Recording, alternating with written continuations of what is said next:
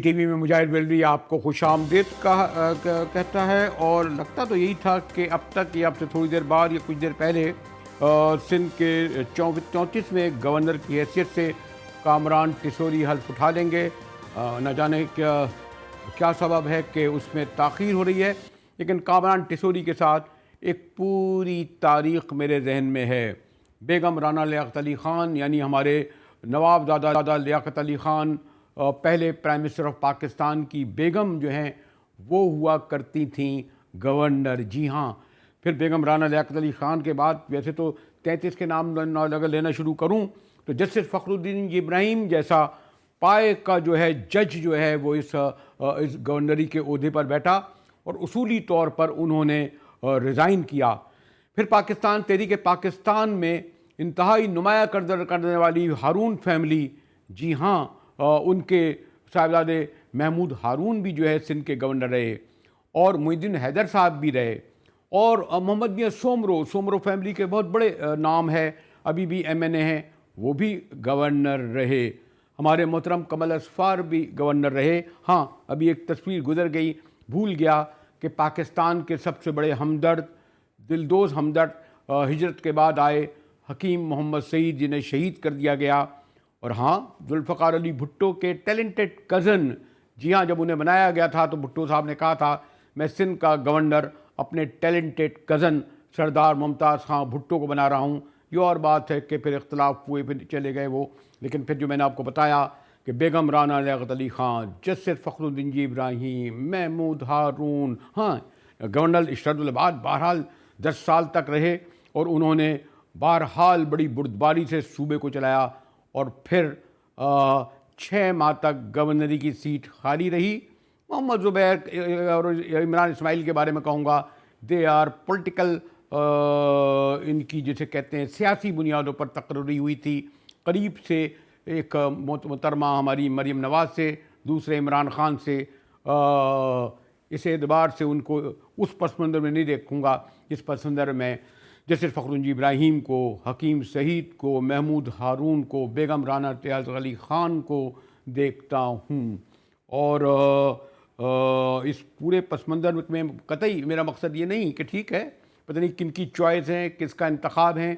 कोशिश की कि ज़रा लोगों से कुछ मालूम किया जाए कि वो जो कामरान टिसोरी ने हल्फ उठाया है तो उस पर क्या कमेंट्स देते हैं। लेकिन उन्होंने ज़रा मोहतात अंदाज में अपने रद्द अमल का इजहार किया।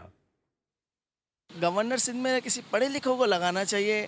हम तो फिर भी मैट्रिक पास है, हमने क्या किया? हम सिर्फ राइटिंग के लिए रह गए क्या? आवाम का ख्याल कर सकता हो, ख़ास तौर पर जिस सूबे का गवर्नर है उस सूबे की आवाम का ख्याल कर सकता हो और उनके मसाइल को हल कर सकता हो, किसी भी पार्टी से हो, लेकिन ये है कि आवाम का दर्द रखने वाला हो। गवर्नर जो आए, कोई सा भी आए, लेकिन इस मुल्क के लिए तो कुछ करे। सब अपने चक्रों में सोचते रहते हैं, सही है कि हम ये कर लें वो कर लें, वह हर किसी को सीट से मतलब होती है और कुछ भी नहीं है। देखें, एक एज अ गवर्नर के लिए एजुकेशन इज़ वेरी नेसेसरी, क्योंकि आप एक समझ लें शहर का निज़ाम संभाल रहे हैं तो एजुकेशन तो सबसे पहले मैंडेटरी चीज़ है। सेकंड, अब उसके एक्शंस डिपेंड करते हैं कि सबसे पहले शहर के लिए क्या करता है, तो ये एक मेन चीज़ होती है। यहाँ ये तो फौरी कमिटमेंट थे, मोहतात अल्फाज में दिए। ज़िले हैदर ब्यूरो चीफ हमारे पाकिस्तान की सियासत पर तो करते ही हैं नज़र, लेकिन कराची की ख़ास तौर पर MKM के हवाले से सियासत पर गहरी नज़र रखते हैं। ब्यूरो चीफ हैं हमारे GTV के। जी ज़िले, ये जो अगर मैं आपसे ये सवाल करूं तो शायद हो सकता है जायज़ ना हो कि कामरान टिसोरी कौन है, नाम के साथ टिसोरी लिखा है, पता नहीं क्या क्या, मुझे नहीं मालूम क्या किस क्लास से ताल्लुक़ रखते हैं, और साथ में ये कि किसका इंतखाब है। जी ज़िले हैदर। देखिए, कामरान टिसोरी जो हैं ये एक मारूफ ताजिर शख्सियत हैं कराची की, और परवेज़ मुशर्रफ के दौर में इन्हें 2 दफ़ा जो है वो बेहतरीन ताजिर का अवार्ड भी मिल चुका है। बेसिकली सोने के ताजिर हैं और इसके अलावा इन्होंने अपना जो सियासी कैरियर का आगाज़ किया था वो मुस्लिम लीग नून में शमूलियत के बाद किया था। उसके बाद मुस्लिम लीग नून के कुछ इख्तलाफात जो थे अंदरूनी, उसके बाइस जो है उन्होंने उसको खैरबाद कह दिया। और फिर डॉक्टर फारूक सत्तार जो MKM के बड़े सीनियर रहनुमा हैं, उनके साथ इनकी जो ताल्लुकात हैं वो बढ़े और उसके बाद इन्होंने MKM में शमूलियत अख्तियार की। लेकिन फिर डॉक्टर फारूक सत्तार की MKM मुत्तहिदा कौमी मूवमेंट पाकिस्तान से कुछ इख्तलाफात के बाइस उन्होंने अलहदगी अख्तियार की। कुछ कोर्ट कचहरी भी हुई, जिसके बाद ये दोबारा MKM को इन्होंने खैरबाद कह दिया। लेकिन अचानक जो है 1 माह कबल जो है दोबारा इन्होंने MKM पाकिस्तान में शमूलियत हासिल की। और उसके बाद जब दोबारा MKM में शामिल हुए तो हलकों में बड़ी जो है वो चेमगोइयाँ होने लगी।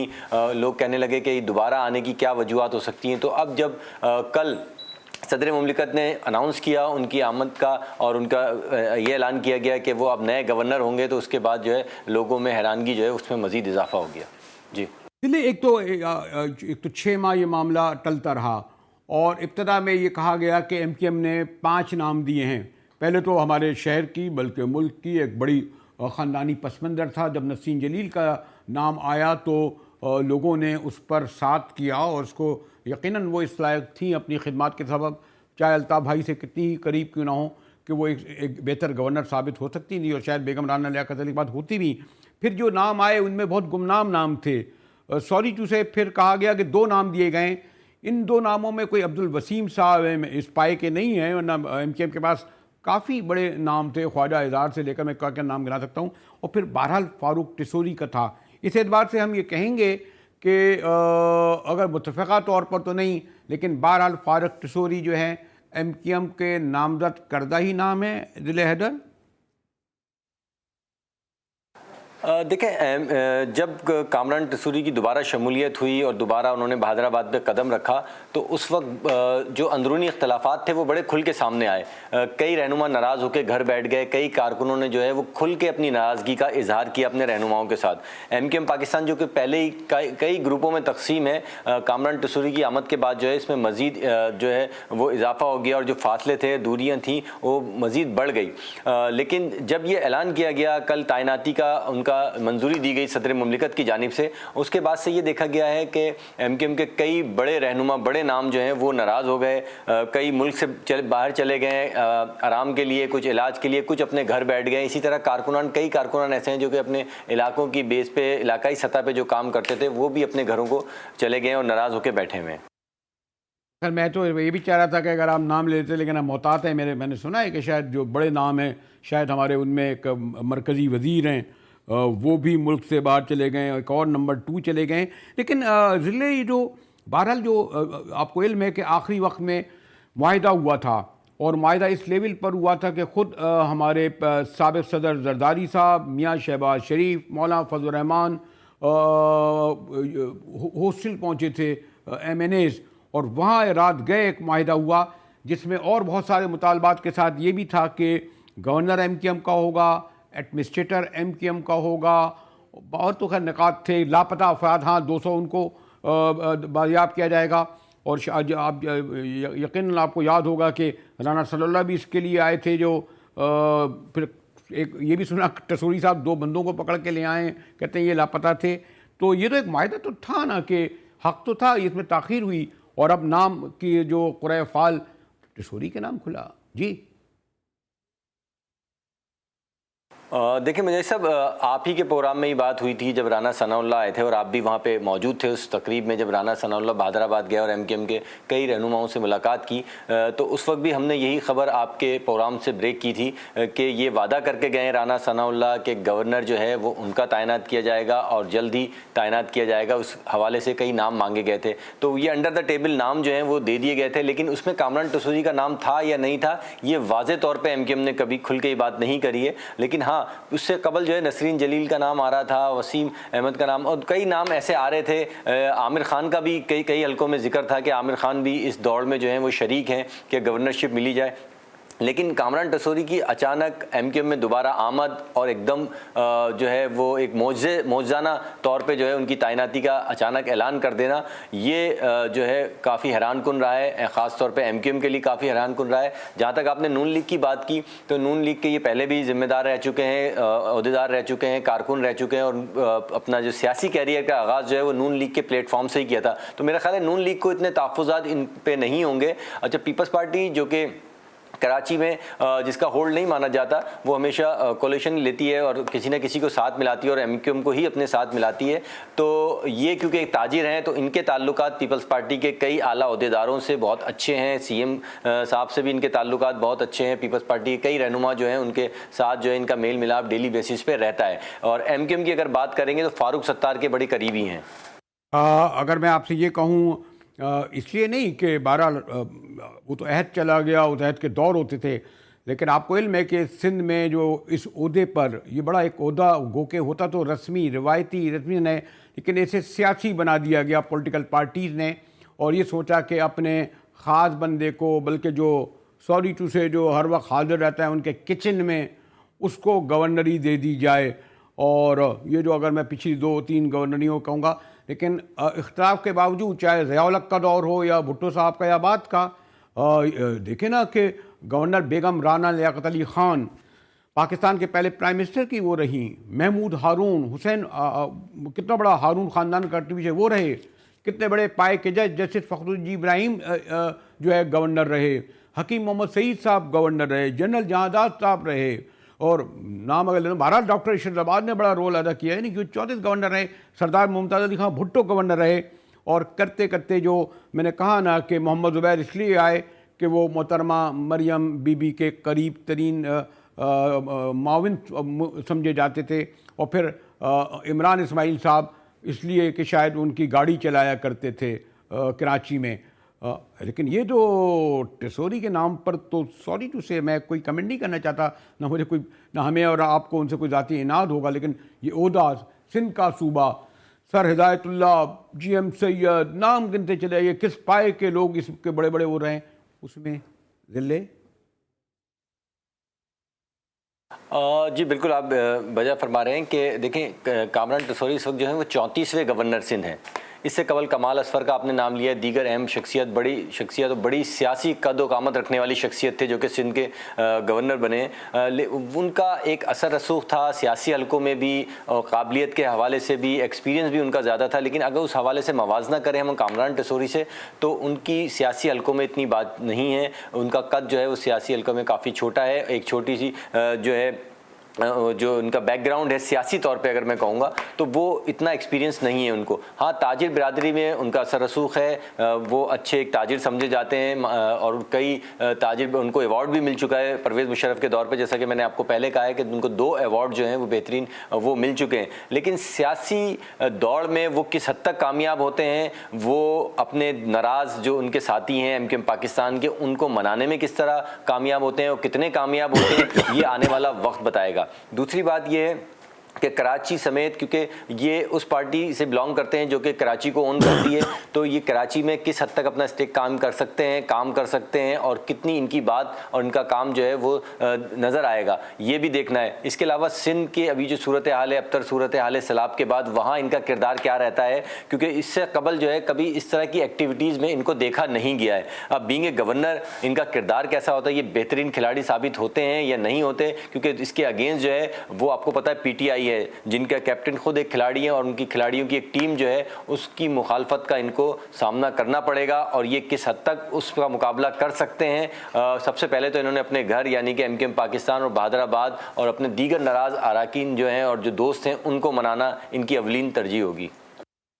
शुक्रिया ज़िले हैदर। जैसे मैंने आपसे कहा कि कराची की सियासत पे ख़ासतौर पर एमक्यूएम के हवाले से ज़िले हैदर बड़ी गहरी नज़र रखते हैं, और कामरान टसोरी के नाम ने सारे सूबे को, ख़ासतौर पर कराची शहर को और मुल्क को भी ज़रा चौंका के रख दिया, बल्कि दहला के रख दिया कि जो भी जिनका भी ये इंतखाब हैं, अगर इस्टेब्लिशमेंट का या पार्टियों का, तो सॉरी टू से सिंध जैसे सूबे, कराची जैसे पढ़े लिखे शहर में ये भले आइनी ओहदा हो, लेकिन इस बात की इजाज़त तो नहीं देता ना कि आप जिसको चाहे सूबे का गवर्नर लगा दिए जाने बगैर कि इसके मसाइल कितने हैं, इसके वसाइल कितने हैं, इसकी नज़र कितनी है, और इस सूबे को गवर्नर को जो है वो कहाँ कहाँ किस किस लेवल पर दुनिया में नुमाइंदगी करनी पड़ती है, गैर मुल्की अरब करोड़ों नहीं अरबों डॉलर के मायदे करना पड़ते हैं। ये बात मैंने कतई तौर पर इसलिए नहीं कही कि मुझे कोई ज़ाती इनाद है, एज ए ज़ाती तौर पर उन्हें मैं मुबारकबादी दूंगा। ये तो उन लोगों पे है कि जिन्होंने उनको नामजद किया। और दूसरी बड़ी ख़बर जो पहली ख़बर होनी चाहिए थी लेकिन कामरान टिशोरी की तरफ पस मंज़र में चली गई कि मियाँ साहब ने लंदन में 3 साल बाद अपनी बेटी के साथ जो आहोजारियाँ ही मैं कहूँगा और बार बार सवाल करते रहे कि मेरे 5 कीमती साल किसने ज़ाय कर दिए। उनके एक बहुत इंतहाई सीनियर सहाफ़ी ने मुझसे ये कहा कि कौम भी ये पूछने का हक रखती है कि 35 साल आपकी जो हुकूमतों में इस मुल्क के ज़ाय हुए उसका ज़िम्मेदार कौन है। इस पर गुफ्तगू करेंगे एक ब्रेक के बाद, हमारे साथ रहिएगा।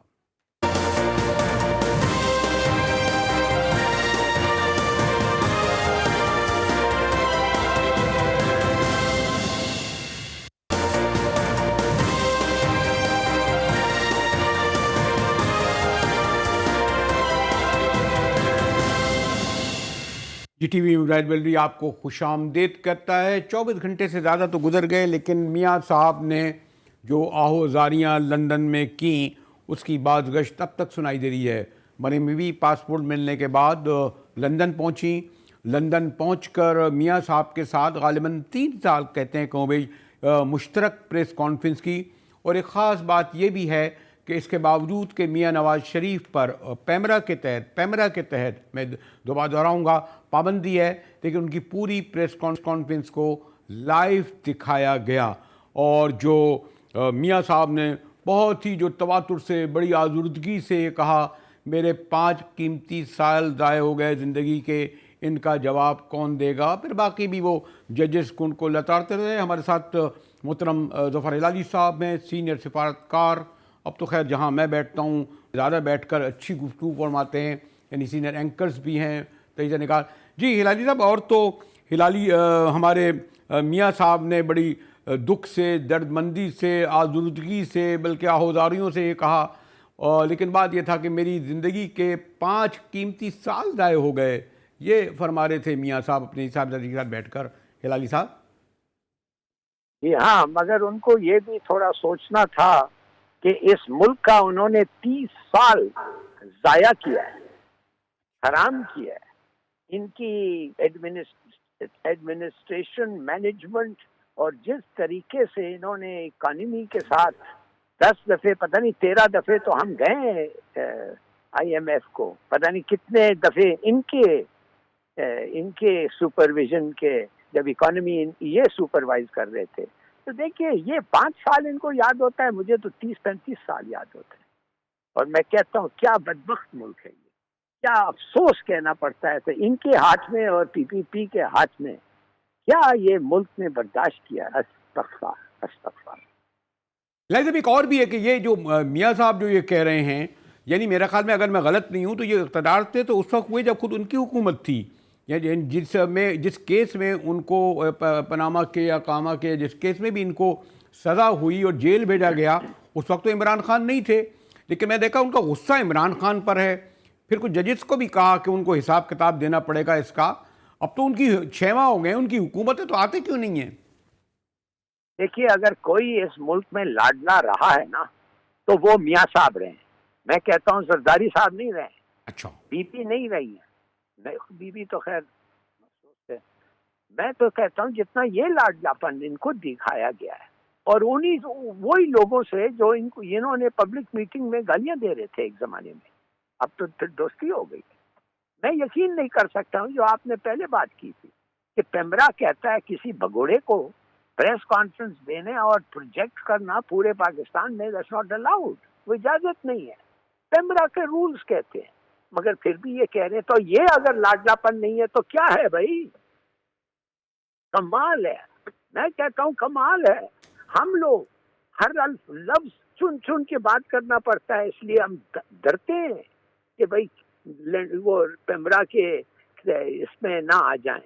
उनके उनकी Rules ना and हो regulations. वो हमें समन करें, हमारे चैनल को समन करें, हमारे चैनल के मालिक को समन करें। और अब उनका कानून, लिखा हुआ कानून के खिलाफ, क्या कमाल है। और ये लाडलापन नहीं है तो क्या है। लेकिन हिलाल साहब जब ये कहते हैं मसलन इसमें क्या हर्ज था, तो पहले भी तो जब नून लीग की गवर्नमेंट नहीं थी तो कहते थे मेरी लड़ाई इमरान खान से नहीं है, जो इमरान खान के पीछे हैं उनसे लड़ाई है। तो अब वो जो कहते हैं कि 5 कीमती साल ज़ाय किए, तो किसने किए?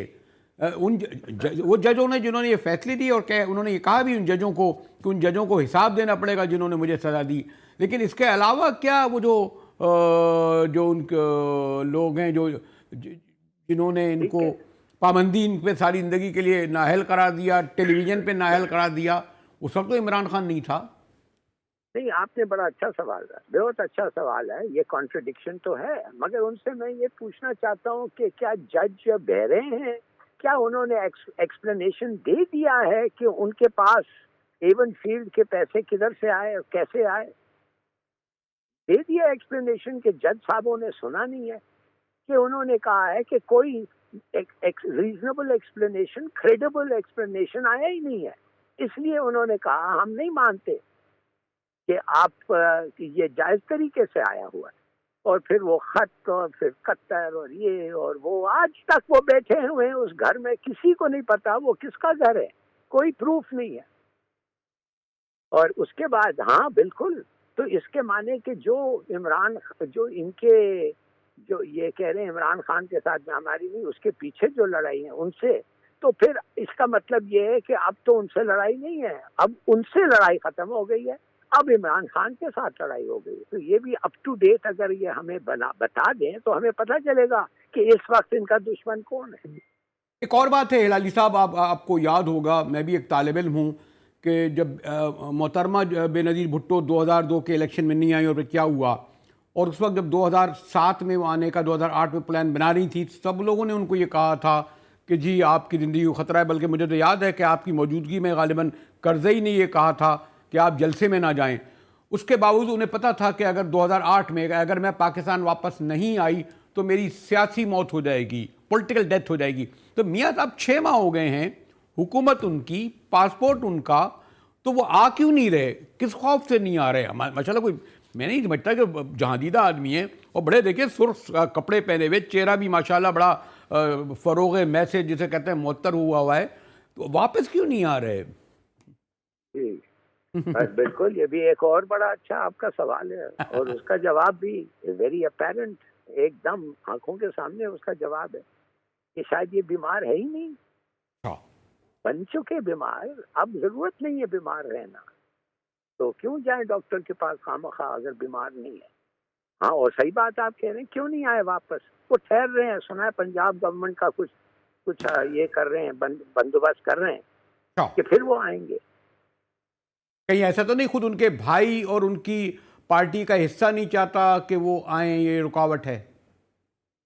वो तो बड़े देर से नहीं चाहता, वो तो बड़े देर से उनको वो उनसे सुन रहे हैं, उनसे खा रहे। ये दार कैसे वापस आया? आप समझते हैं कि उसने भाई ने उनको बुलाया, भेजा गया है उधर से? तो देखिए ये सब बातें बच्चे बच्चे को पता है, पता नहीं ये छुपाते क्यों हैं, बनते क्यों है इतना। सबको पता है क्या हो रहा है इनके खानदान में, सबको पता है इनकी राइवलरीज क्या है, सबको पता है इनके तरीके क्या हैं, हर चीज लोगों को पता है। बस वो कहते हैं अंग्रेजी में who will bell the cat, और जिसके साथ दुश्मनी थी आज उनसे दोस्ती हो जाती है, जिससे दोस्ती थी कल उनसे दुश्मनी हो जाती है। इनका मकसद पूरा करो तो सब चीज ठीक है। और आखिरी सवाल ये कि इस बार मरियम बीबी ये कह के गई हैं कि शायद गालिबन 1 महीने रहें और मैं वालिद को साथ लेके आऊँगी, कह के तो ये गई हैं, लेकिन कहीं ऐसा तो नहीं कि उनका क़याम भी अपने वालिद के क़याम के साथ बढ़ता चला जाएगा? क्योंकि जब तक यहाँ से उन्हें इस्लामाबाद एयरपोर्ट पर वेलकम नहीं किया करने जाएगा, वरना उसूली तौर पर यही है ना कि मियाँ साहब को शायद गिरफ्तार किया जाए, ज़मानत लें, इस तरह ही कुछ होना चाहिए या होगा? पता नहीं, आपको पता है कि परवेज इलाही उधर है कि अगर जल्दी वापस आना हो और अगस्त 2023 तक इनका ख्वाहिश है कि ये गवर्नमेंट पे हो, माने कि फेडरल गवर्नमेंट इनका हो, तो क्या पता उधर भी इनकी बात हो सकती है। भाई ये पॉलिटिशियंस किससे नहीं बात करते हैं, किससे नहीं डील करते हैं। नवंबर का इंतजार तो नहीं है 21 नवंबर का? नहीं, मेरे ख्याल में वो फर्क नहीं पड़ेगा। शुक्रिया ज़फ़र हिलाली साहब। मियाँ साहब की जो प्रेस कॉन्फ्रेंस थी उसने बड़ा भूचाल, बहरान और स्क्रीनों पे तूफान उठाया हुआ है, और सबसे बड़ा सवाल यही है कि मियाँ साहब की वापसी कब होगी। मैंने राब्ता किया लंदन में जो हमारे नुमाइंदे हैं उनसे कि वो प्रेस कॉन्फ्रेंस जो थी जिसमें मियाँ साहब ने ये जो बड़ी धमाका खेज गुफ्तगू की, उसका ज़रा सा अहवाल उनसे पूछूं। हमारे साथ रहिएगा, मिलते हैं एक ब्रेक के बाद।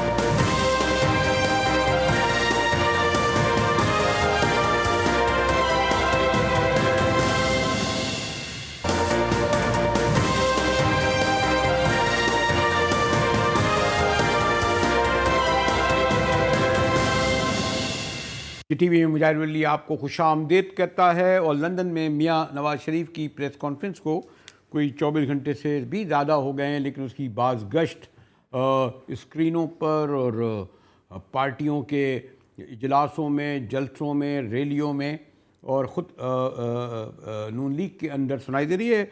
लंदन में हमारे सीनियर सहाफ़ी मीर इकराम मौजूद हैं।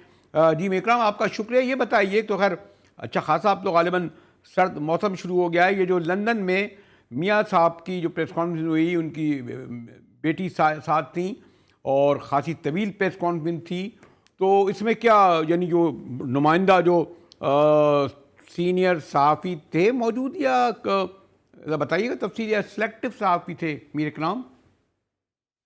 जी बिल्कुल, जिस तरह कहा जा रहा है कि ये एक प्रेस कॉन्फ्रेंस हुई है, बुनियादी तौर पर ये प्रेस कॉन्फ्रेंस थी ही नहीं, क्योंकि जो मियाँ साहब ने ये और मरियम नवाज ने ये अरेंज की सारी वीडियो, उसकी रिकॉर्डिंग की इजाज़त मीडिया को नहीं थी, किसी भी मीडिया नुमाइंदगान। नंबर एक, तो वहाँ पे सिर्फ 3 मीडिया नुमाइंदगान को बुलाया गया।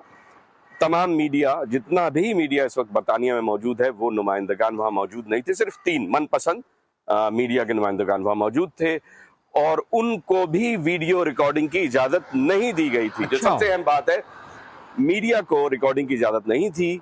ये प्रेस कॉन्फ्रेंस भी नहीं थी, क्योंकि ये एक दिन पहले मुस्लिम लीग नून ने खुद रिकॉर्डिंग की, इसकी एडिटिंग भी मुस्लिम लीग नून ने खुद की, और उसके बाद उन्होंने रिलीज, और उन्होंने ख़ास तौर पे ये बात वाज़ेह की थी कि कोई भी मीडिया नुमाइंदा इस मौजूदगी में हमारे किसी भी किस्म की रिकॉर्डिंग नहीं कर सकता। एक मीडिया के नुमाइंदे ने वहाँ पर, सहाफ़ी ने अपनी रिकॉर्डिंग करने की कोशिश की, जिस पर उनको मरियम नवाज ने शदीद बहुत सख्ती से डांट पिलाई, जिसके नतीजे में उनकी आंखों में आंसू तक आ गए। लेकिन उन्होंने कहा नो, हमने आपको मना किया था कि आप रिकॉर्डिंग नहीं करेंगे, तो फिर आपने क्यों रिकॉर्डिंग की? जिस पर वो शदीद बरहम हुई उस सहाफ़ी पर, और उन सहाफ़ियों ने इसके ऊपर काफ़ी दुख का इजहार किया। लेकिन क्योंकि वो उनके मनपसंद हैं, बहुत अरसे से साथ हैं, कहते हैं कि मैं नून लीग का हूँ, तो वो ये बात दबा गए। नंबर एक तो ये हुआ। दूसरे नंबर पे आपने कहा कि सिर्फ 3 सहाफ़ी वहाँ मौजूद थे, प्रेस कॉन्फ्रेंस नहीं थी। ये उनकी अपनी एक बुनियादी तौर पे वीडियो थी, जो अवाम में वो अपनी मजलूमियत का एक इम्प्रेशन देना चाहते हैं। मियाँ साहब अवाम में अपना एक मजलूमियत का इम्प्रेशन देना चाह रहे थे, जिसकी बुनियाद पे उन्होंने ये एक वीडियो रिकॉर्ड करवाई थी। मीर इकराम, आपने ये जो यकीनन ये जो आप फरमा रहे थे कि चंद मुंतखब थे और उनमें से भी डांट पड़ी गालिबन, मुझे हैरत है यहाँ पे पाकिस्तान में तो ज़रा सी बात पे हम लोग वॉकआउट कर जाते हैं।